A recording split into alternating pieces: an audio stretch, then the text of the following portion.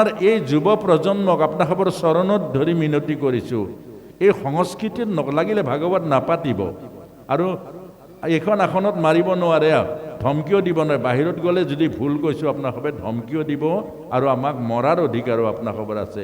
কিন্তু আজিৰ যুৱ প্ৰজন্মৰ এই সৰু সৰু ল'ৰাখিনিক ইয়াত আমি গোটেই ৰাস্তাটোত দেখিছোঁ, চব মোবাইল টিপি চব কিবা কৰি গেম খেলি আছে। আচ্ছা, আমাৰ এই সমাজখনৰ এটা আধ্যাত্মিক অনুষ্ঠান পাতি তেওঁলোকক নামঘৰত আনিবৰ যদি নানেই, যদি তেওঁলোকক নামঘৰলৈ নানে, তেওঁলোকক যে আধ্যাত্মিকতাটো বুজাই নিদিয়ে, তেওঁলোকৰ সেই নামঘৰৰ আধ্যাত্মিকতা, ভাগৱতৰ আধ্যাত্মিকতা, ভাগৱতৰ জীৱনৰ কল্যাণকাৰিকতা যদি আপোনালোকে বুজাই নিদিয়ে, তেতিয়াহ'লে এওঁলোকে এদিন আমাৰ ভৱিষ্যত গুৰি ধৰিব।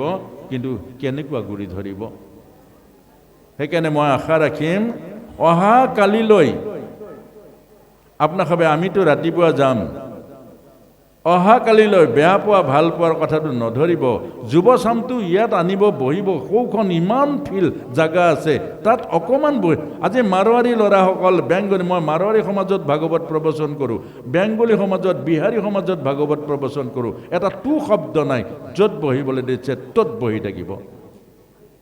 সেইকাৰণে গোটেই দিনটো তেওঁলোকে দোকান কৰিছে, কোনো টেনশ্যন নাই, কোনো ভাগৰ নাই। গোটেই জীৱন যুদ্ধত তেওঁলোকে ছাকচেছ হৈছে। ক'ৰ পৰা আহিছে? ৰাজস্থানৰ পৰা। ক'ৰ পৰা আহিছে? আমাৰ পশ্চিমবংগৰ পৰা। আজি আহি তেওঁলোকে বজাৰ দখল কৰিলে, আমাৰ সমাজৰ সকলো দখল কৰিলে। আৰু আমি ইয়াত থকা আমি বৰ আমাৰ নিজৰ মাটি বেটি আস্তে আস্তে বেছি আমি বৰ ভাই ককাইৰ মাজত কাজিয়া লাগি। অৰ্থাৎ আপোনাসৱক এই কথাটো অত্যন্ত শ্ৰদ্ধাৰে কৈছোঁ যে যুৱ চামটোক শিকাব লাগিব, তেওঁলোকক ডিচিপ্লিন শিকাব লাগিব। আমি ভাগৱত তেওঁলোকৰ কাৰণে পাতিছোঁ, তেওঁলোকে আৰ্হি পাব লাগিব। এতিয়া আমি কি আৰ্হি দিছোঁ? যে তেওঁলোক ঘূৰি ফুৰা, চেলফি তোলা, আকৌ সময়ত আহি প্ৰসাদটো খোৱা, তাৰপাছত ঘৰলৈ যোৱা, এইটো আৰ্হি? এইটো জানো আৰ্হি হ'ল? গতিকে এটা ভগৱান কৃষ্ণৰ প্ৰথম কংসই বধ কৰিবলৈ কাক পঠিয়াইছে? পুতনাক। মনত ৰাখিব, পুতনা মানে বিষ, দেখিবলৈ কিন্তু অমৃত।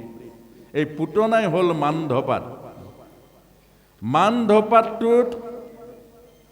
মানধপাতটোৱে আমাৰ আধ্যাত্মিক চেলবোৰ মাৰি পেলায়। নিকোটিন আছে মানধপাতত, নিকোটিন আছে। আৰু মান খাম আমাৰ আধ্যাত্মিক সূক্ষ্ম সূক্ষ্ম অনুভূতিৰ চেলবোৰ মাৰি পেলাব। এইটো হ'ল মানধপাতটো। দ্বিতীয়তে হ'ল চিগাৰেট, দ্বিতীয়তে হ'ল শিখৰ, তৃতীয়তে হ'ল গুটখা। এই গোটেইবোৰতে এইবোৰে হ'ল পুতনা। খাওঁতে ধুনীয়া লাগে, কিন্তু ভিতৰৰ চেলবোৰ আপোনাৰ মোৰ মাৰি পেলায়। এতিয়া ইয়াৰ প্ৰমাণটো কি? প্ৰমাণটো হ'ল আপোনালোকে চাব, এতিয়া ল'ৰা ছোৱালীবোৰ দেউতাক আৰু মাকৰ কথা নুশুনে। কিয় নুশুনে বাৰু? গৰু ছাগলী কথা শুনে, কুকুৰ মেকুৰীয়ে কথা শুনে, তেতিয়া নিজৰ ল'ৰা ছোৱালীবোৰে কেলে কথা নুশুনে? কাৰণটো কি? আজিৰ মানুহ সমাজখনে পাপৰ কথা নুশুনে। কিহৰ পাপ আছে? পাপ আৰু পুণ্য বুজি নাপায়। ধৰ্মৰ কথা ক'লে কয় ধৰ্মৰ কথা বুজি নাপায়। যে ধৰ্মই নাজানে, পাপ পুণ্যই নাজানে, পিতৃ মাতৃক চিনি নাপায়, তেতিয়াহ'লে আমাৰ মানৱ জীৱনৰ অৰ্থটো ক'ত থাকিলে? এই কথাটোকে আমাক বুজাইছে। পুতনা মানে হ'ল দেখাত এজনী দীপ্লি সুন্দৰী, কিন্তু ভিতৰত বিষ আছে। গতিকে আমাৰ সংসাৰৰ চিগাৰেটৰ পেকেটটোত লিখা আছে, cigarette smoking is injurious for health. আকৌ শিক্ষিতসকলে পেকেটত দেখা পায়, নিজে পঢ়েও, তাৰ পাছত চিগাৰেট খায়। ইয়াতকৈ দুৰ্ভাগ্য আছে জানো? আমি জানো কোনটো পাপ হয়, কি কৰিলে পাপ হয়, আমি জনাৰ পাছতো সেই পাপটো কৰোঁ। মিছা কথা যে পাপ, আমি মিছা কথা জানি কৰোঁ। এই কথাটোকে আমাৰ ধৃতৰাষ্ট্ৰক কৈছিলে সঞ্জয়ে, যে হে মহাৰাজ, যি জানে নজনাৰ ভাও ধৰে, যি বুজে নুবুজাৰ ভাও ধৰে, যি দেখে নেদেখাৰ ভাও ধৰে, সেইজনক স্বয়ং ভগৱানেও বচাব নোৱাৰে। এই কথাটোকে আমাক বুজাইছে। পুতনা মানে হ'ল দেখাত দীপলিপ সুন্দৰী, ভিতৰত বিষ। সংসাৰৰ প্ৰতিটো মৰম স্নেহবোৰ তেনেকুৱা। সংসাৰৰ প্ৰতিটো মৰম স্নেহ দেখিবলৈ সুন্দৰ, ভিতৰত কিন্তু স্বাৰ্থযুক্ত। এইটোকে কৈছে পুতনা। বেছি মৰম লাগিলে জানিব আপোনাৰ অনিষ্ট হ'ব। কোনোবাই যদি বেছি মৰম কৰে আপুনি জানিব অনিষ্ট হ'ব। কোনোবাই যদি উপজাচি বেছি সহায় কৰে, মনত ৰাখিব দ মাটিটো লক্ষ্য কৰিহে বেছি সহায় কৰিছে। এগৰাকী গাভৰুক যদি এজন ডেকাই অত্যাধিক মৰম কৰে, মনত ৰাখিব তেওঁৰ অত্যন্ত গভীৰ স্বাৰ্থ আছে। এইটোৰ নামে হ'ল পুতনা। আৰু সেই পুতনা বধ কৰিছে ভগৱান কৃষ্ণই। তেতিয়াহে আমাৰ আধ্যাত্মিক জীৱনটো সুৰক্ষিত হ'ব। তাৰ পাছতে আহিছে শকত ভঞ্জন। শকত ভঞ্জন মানে কি? গৰু গাড়ীখন গৰু মাৰি লুটি খুৱাই দিছে। যেনে মা যশোদাই ডাঙৰ পাৰ্টি এটা দিছিলে গোৱালীসকলক মাতি নি, আৰু সেই গোৱালীসকলৰ মাতি নি দিয়া পাৰ্টিটোত ভগৱান কৃষ্ণক এখন গৰুৰ গাড়ীৰ তলত শুৱাই থৈছিলে। আৰু তাৰ পাছতে তেওঁৰ ৰিচিপশ্যন চলি আছিলে, আৰু ইয়াৰ পৰা ভগৱান কৃষ্ণই গৌৰ মাৰি গাড়ীখন লুটিয়াই দিলে। অৰ্থাৎ গাড়ী মানে হ'ল আমাৰ জীৱনটো, এই শৰীৰটোৱে হ'ল এখন এখন গাড়ী। সেইকাৰণে দেহৰত মন ঘোৰা ভগৱত গীতাত কৈছে। আমাৰ জীৱনটো, গাড়ী জীৱনটো, এই মৃত্যুমুখী জীৱনক ভগৱান কৃষ্ণ সাধনা কৰিলে অমৃতত্বলৈ ঘূৰাই দিয়ে জীৱন। ৰত্নাকৰক গৌৰ মাৰি বাল্মীকি বনাই দিলে। এইটোৱে হ'ল গৌৰ মাৰা। আপুনি মই যেতিয়া কৃষ্ণ সাধনা কৰিম, আপুনি মই যেতিয়া কৃষ্ণক হৃদয়ত ধাৰণ কৰিম, আজিৰ জীৱনটো, ভোগৰ জীৱনটো ত্যাগৰ জীৱনলৈ ৰূপান্তৰ হৈ যাব। আপোনাৰ খংবোৰ ক'ৰবাত নোহোৱা হৈ যাব, প্ৰেমলৈ ৰূপান্তৰ হৈ যাব। গতিকে এই কথাটোকে আমাক বুজাইছে যে ভগৱানৰ কৃপাই হ'ল শকত ভঞ্জন, ঈশ্বৰৰ ভক্তি। একনাথৰ জীৱনটো চাওক। একনাথ আছিলে সাধাৰণ এজন দোকানী, কিন্তু এতিয়া মহাভাগৱত হৈ গ'ল। আমাৰ সবৰীৰ জীৱনটো চাওক। এজনী চণ্ডালনী আছিলে, যে স্পৰ্শ নকৰা, চাব নোৱাৰা, যে চুব নোৱাৰা, এনেকুৱা চণ্ডালনী। আৰু সেই চণ্ডালনীৰ জীৱন ৰূপান্তৰ কৰিলে মাতংগ মুনি লগ পায়। আৰু সেই মাতংগ মুনিৰ কৃপাতে প্ৰভু ৰাম, সেই প্ৰভু ৰামে জীৱন ৰূপান্তৰ কৰি দিলে, যে মুক্তি দান কৰিলে। হাজাৰ হাজাৰ ঋষিমুনিয়ে নোপোৱা, হাজাৰ হাজাৰ সাধকে নোপোৱা, ব্ৰহ্মচাৰীয়ে নোপোৱা সেই মহান সম্পদ লাভ কৰিলে প্ৰভু ৰামে জীৱন ৰূপান্তৰ কৰি দিলে। আপোনাক মোকো কৈছে যে ঈশ্বৰ সাধনা কৰক, ঈশ্বৰৰ সাধনা কৰক, ঈশ্বৰে আপোনাৰ মোৰ জীৱন ৰূপান্তৰ কৰি দিব। ঈশ্বৰৰ সাধনা কৰক, প্ৰভুৰ পৰম মংগলময় নাম সাধনা কৰক, মৃত্যুমুখী জীৱন অমৃতেৰে ভৰাই তুলিব। প্ৰহ্লাদৰ নিচিনা অমৰত্ব পাব। আৰু অত্যন্ত এই ভাগৱতৰূপী ভগৱানক আগত লৈ গৈছোঁ। ভাগৱত ভাৱনাৰে, এই ভাগৱত ভগৱান ভাৱনাৰে আপুনি অকণমান ভাগৱতৰ জ্ঞান লওক, বা ভাগৱতৰ আপুনি মহাভাগৱতৰ ভক্তি কৰক, আপোনাৰ মৃত্যু নাহে, কেতিয়াও নাহে। এইটো ভগৱানে কৈ পঠিয়াইছে যে মোৰ ভক্তি ই অবিনাশী। কিন্তু আপোনাক কৈছোঁ, গংগালৈ গ'লে, তীৰ্থস্থানলৈ গ'লে যদি তীৰ্থস্থানত ভুল কৰে মহাপাপ হ'ব, আৰু ভাগৱতলৈ আহিও যদি ভাগৱতত ভুল কৰে ইয়াতো মহাপাপ হ'ব। আৰু ভগৱতী পাপ মানে কি? আপুনি ক'ব নোৱাৰাকৈ এই ঈশ্বৰৰ কথা বুজি নোপোৱা হ'ব। কোনোবাই ক'লেও কাণত নুশুনিব, আৰু ইয়াত বহি থাকিলেও মনটো নবহিব আপোনাৰ। এইটো জানিব আপোনাৰ পাপ হৈছে। কেলে ভাগৱতত আপোনাৰ মনটো নবহে জানিব আপোনাৰ মূৰৰ ওপৰত পাপৰ বোজা আছে আৰু অভিমানৰ।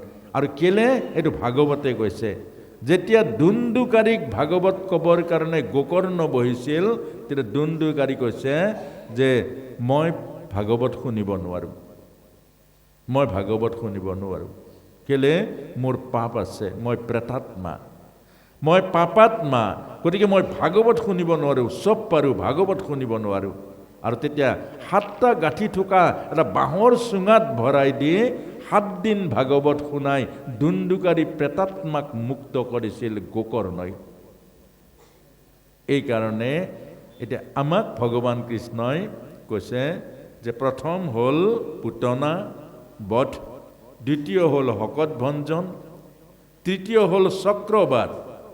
এইখিনি সময় থকা হ'লে বহুত মধুৰ কাহিনী ব্যাখ্যা আলোচনা কৰিব পাৰিলোহেঁতেন, কিন্তু সময়টো খুব নোহোৱা হৈ থাকিল। মাত্ৰ সংক্ষিপ্ত এটা আপোনালোকক জনাইছোঁ। চক্ৰবাদ মানে কি? আপোনালোকে ৰাসো চাই আছে, এই চক্ৰবাদ ভাগৱতৰ ৰাস, এই ভাগৱতত লিখা আছে চক্ৰবাদ বধ।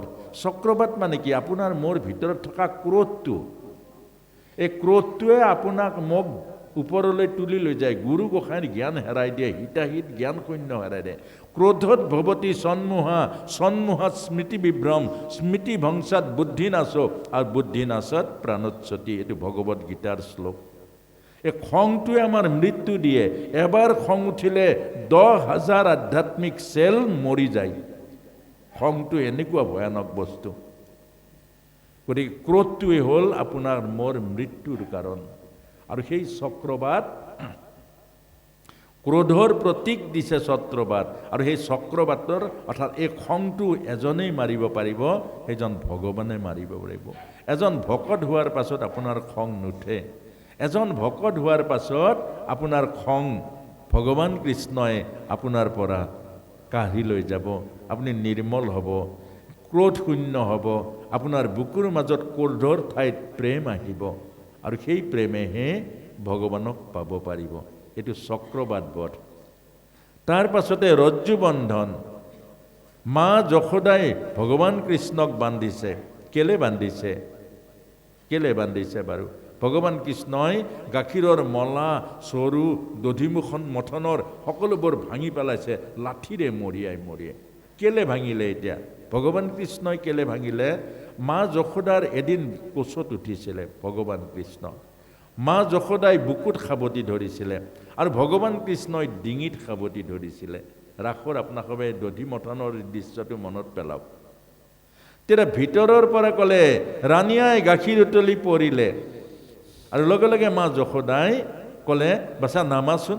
ভগৱান কৃষ্ণই কৈছে নানামো, নামাচোন, নানামো, নামাচোন, নানামো। ঠেকেচা মাৰি দিলে। আচ্ছা, গাখীৰ আধা লিটাৰ ডাঙৰ নে কৃষ্ণ ডাঙৰ? আপোনালোকে আমাক মাতি আনিছে ব্যাখ্যাৰ কাৰণে। চাওক, ভৰিখন ভঙা, ডক্তৰে 21 দিন বেড ৰেষ্ট দিছে। আজি 23 দিনত পৰিলে। ডক্তৰক গ'লোঁ, বেড ৰেষ্ট দিছে, বিচনাত শুব লাগিব, ভৰিত এটা বান্ধিবলৈ দিছে, লৰচৰ কৰিব নোৱাৰিব। কিন্তু আপোনালোকৰ প্ৰেমত, আপোনালোকৰ সেৱাত অন্ততঃ ইয়ালৈও ক'ব পাৰিলোহেঁতেন মই যাব নোৱাৰোঁ বুলি। কিন্তু মই ভাবিলোঁ ঈশ্বৰৰ সেৱাত যদি জীৱনটোও যায় তেতিয়া মোৰ কল্যাণে হ'ব। এই ভৰিখন বহিব পৰা নাই, কেনেকুৱা চটফটাই আছোঁ আপোনালোকে। তাৰ পাছতো আজি ৰাতিপুৱা 5 বজাতে উঠি আপোনালোকৰ মাজলৈ আছোঁ। দিনত অনুষ্ঠানটো কৰিলোঁ, কেনেকুৱা কৰিলোঁ, কিমান সময় কৰিলোঁ আপোনালোকে জানে। আকৌ ৰৈ আছোঁ, কেতিয়ানো মাতিব, কেতিয়ানো। আকৌ যেতিয়া খাবৰ টাইম হ'ল তেতিয়া মাতিলে, কথাখিনিতো আধৰুৱা হৈ থাকিয়ে গ'ল। আৰু যদি আমাৰ ব্যাখ্যাকৰসকলে যদি চিৰিয়েল মতে ব্যাখ্যা কৰিলেহেঁতেন, তেতিয়া চিৰিয়েল মতে গ'লেতো মই আধাৰ পৰা ধৰিলোহেঁতেন। গতিকে এই কথাটোৱে কেতিয়াবা কেতিয়াবা বহুত দুখ লাগে। কেতিয়াবা মনত প্ৰভুৱেনো মোক কি ৰাস্তাটো দিলে, যে কেতিয়াবা এনেকুৱা বেয়া লাগে যে প্ৰভু অকল হৈছে আৰু গৰম প্ৰসাদ। এই গৰম প্ৰসাদটো কোৱাৰ লগে উঠি পেলাই ইয়াৰ পৰা গুচি গ'ল। ভাগৱতৰ ইমান দিব্য কাহিনীবোৰ, ভাগৱতৰ ইমান আত্মাক পৰিপূৰ্ণ কৰা, আত্মাক মুক্ত দিয়া, আনন্দ দিয়া, এনে কথাবোৰ থাপ মাৰি ঠেকেচা মাৰি এৰি থৈ গুচি গ'ল। বক্তাজন বহিয়ে থাকিলে। দুখ লাগিব নালাগিব? এই কথাটোকে কৈছে ভগৱান কৃষ্ণই কিয় এইবোৰ ভাঙি ছিঙি দিলে? ভাগৱতত কোনো খোৱা লোৱা বস্তু নহ'ব। ভাগৱতত খোৱালে এইটো বিয়া নহয়, ইয়াত ৰিচিপশ্যন নাই। চাহ খাব, জলপান খাব, অন্ন খাব, খাবলৈ পাতক, বিয়া পাতক, নহ'লে ভোজ পাতক। আধ্যাত্ম জ্ঞান ল'বৰ কাৰণে, জীৱন সাধনা কৰিবৰ কাৰণে, জীৱনক পাবৰ কাৰণে, জীৱনৰ উদ্দেশ্য মুক্তিৰ দুৱাৰ খুলিবৰ কাৰণে এই ভাগৱত নহয়, ভাগৱত নহয়। আৰু সেই ভাগৱতক যিয়ে এই খোৱা লোৱাৰ ব্যৱস্থা কৰিব, এইটোৱে ভগৱান কৃষ্ণই মৰিয়াই মৰিয়াই চব ভাঙি দিলে। যে 1 লিটাৰ গাখীৰৰ কাৰণে অনন্ত কোটি লিটাৰ গাখীৰতকৈও ওপৰত হ'ল ভগৱান কৃষ্ণ। কোটি কোটি জন্মৰ পৰা কোনোবাইহে এজন বুকুত সাৱটি ল'ব পাৰে কৃষ্ণক, আৰু সেই কৃষ্ণক বুকুত সাৱটি লোৱাৰ সৌভাগ্যক বাদ দি দুৰ্ভাগ্য ৰূপান্তৰ কৰিলে মা যশোদাই, কৃষ্ণক ঠেকেচা মাৰি দিলে। আৰু সেইকাৰণে মা যশোদাই কৃষ্ণক পালন কৰিলে, মা যশোদাই কৃষ্ণকে পালন কৰিলে, কিন্তু বিশ্বৰূপ দেখা নাপালে, কৃষ্ণক ঈশ্বৰ দেখা নাপালে, মাত্ৰ কৃষ্ণক পুত্ৰ ৰূপে পালে। এই ভুলৰ কাৰণে। আৰু সেই ভুলটোৱে আমাক শিকাইছে যে যি ভাগৱতত খোৱা লোৱা এইবোৰৰ কাৰণে ভাগৱতক পিঠি দিব, লাল চাহৰ কাৰণে পিঠি দিব, এই জলপান চাহ তামোল খাবৰ কাৰণে অকল ভাগৱতলৈ আহিব, গৰম প্ৰসাদ খাবৰ কাৰণে মনত ৰাখিব, কোটি কোটি জন্মত এই ভাগৱতৰ তত্ত্ব নুবুজিব, ভাগৱত পোৱাৰ সৌভাগ্য হেৰাই যাব। আৰু সেই কথাটোৱে আমাক বুজাইছে মা যশোদাই। আৰু শেষত গৈ ৰজ্জু বান্ধন হ'ল, অৰ্থাৎ এইবোৰ ভাঙি দিয়াৰ পাছত মা যশোদাৰ খং উঠিলে, ৰছীৰে বান্ধিলে, উৰালে কঁকালে। আৰু নন্দৰ মহাৰাজৰ ঘৰৰ সন্মুখত দুজোপা গছ আছিলে, নলকুবেৰ আৰু মণিগ্ৰীৱ, এই দুজন গন্ধৰ্ব অভিশপ্ত হ'ল। অৰ্থাৎ ভুল কৰিলে তললৈ যাব, এইটো খাটাং। যে গন্ধৰ্ব লোকৰ দুজন মহাত্মা, কুবেৰৰ পুত্ৰ নলকুবেৰ আৰু মণিগ্ৰীৱ, জীৱনত ভুল কৰিলে, আধ্যাত্মিক জীৱনক পিঠি দিলে আৰু ভোগ আৰু বিলাসৰ মাজত সোমাই পৰিলে, যাৰ কাৰণে পাছৰ জন্ম দুজোপা গছ হৈ গ'ল। মানৱ জন্মৰ পৰা গছলৈকে আহিলে, স্থাৱৰ জনীলৈকে।